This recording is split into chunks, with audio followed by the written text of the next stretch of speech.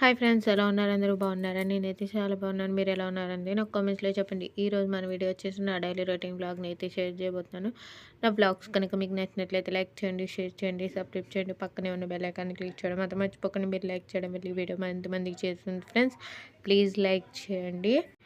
ఈరోజు morning routine అయితే ఏమి షేర్ చేయలేదు. ఇది ఆఫ్టర్నూన్ అమ్మ నైవేద్యం అయితే పెట్టింది, బుగుర్లు అవి వేసేసి నేను కూడా ధూపం అది పెట్టి దండం పెట్టేసుకున్నాను. లంచ్లోకి రసము, అలానే మామిడికాయ జీడిపప్పు కర్రీ చేస్తుంది, అలానే ముద్దపప్పు కూడా చేసింది, కొన్ని పునుకులు కూడా వేసింది. అమ్మవారికి కదా అన్నీ కూడా పూర్ణంబూర్లే వేసింది. ఇంకా తర్వాత నైవేద్యం తీసుకొని గుడి దగ్గరికి అయితే వెళ్తున్నాము. మా దొడ్డ వాళ్ళు షిరిడి వెళ్ళారు. తెల్లవారుజామున ట్రైను, అప్పుడే లేచి నైవేద్యం అది పెట్టేసుకొని వెళ్ళిపోయారు. ఆ నైవేద్యం కూడా గుడికి చెల్లించమంటే అది కూడా తీసుకొని నేను మా వదిన కలిసి గుడికి అయితే వెళ్తున్నాము. మా ఇంటికి కొంచెం దగ్గరలోనే ఉంటుంది. అక్కడ నైవేద్యం అది చెల్లించేసి లైటింగ్స్తో అమ్మవారి విగ్రహం చాలా బాగా కనిపిస్తుంది. అమ్మవారిని దర్శనం చేసుకొని కొబ్బరికాయ కూడా కొట్టేసుకొని కొంచెంసేపు అలా గుడి దగ్గర కూర్చున్నాము. మా అమ్మవారి గుడి దగ్గర అయితే ఎక్కువ జనం ఏమి ఉండరు, ఖాళీగానే ఉంటుంది. అందుకే ఇంకా వెంటనే వచ్చేయడం ఎందుకు, కొంచెంసేపు అలా సరదాగా కూర్చొని ఇంటికి అయితే వచ్చేసాము. నేనైతే ఈరోజు పౌర్ణమి ఉపవాసం ఉంటాను, అందుకని ఓన్లీ ఫ్రూట్సే తింటాను. ఇప్పుడు సీజన్లో మామిడి పళ్ళు బాగా దొరుకుతాయి కదా, ఇంకా అందుకని ఒక మామిడి పండుని అయితే కోసుకొని తినేస్తున్నాను. ఇంకా అమ్మమ్మ వారికి అయితే లంచ్ అయితే పెట్టేసింది, ఇంక లంచ్ చేసేస్తున్నారు.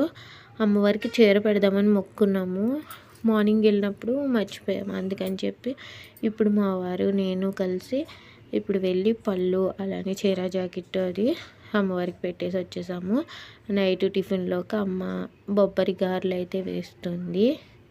ఈ గారెలు బాగుంటాయంట, నేను ఎప్పుడు తిన్నా, నాకు అంతగా నచ్చదు. ఈరోజు అయితే ఇంకా నేను ఉపవాసం కదా, సగ్గుబియ్యం జావ ఒకటి తాగుదామని చెప్పి సగ్గు జావ అయితే కాస్తుంది అమ్మ. ఉపవాసం ఉన్నప్పుడు వేడి చేసేస్తుంది కదా, సగ్గు జావ తాగితే కొంచెం చలవ చేస్తుందని.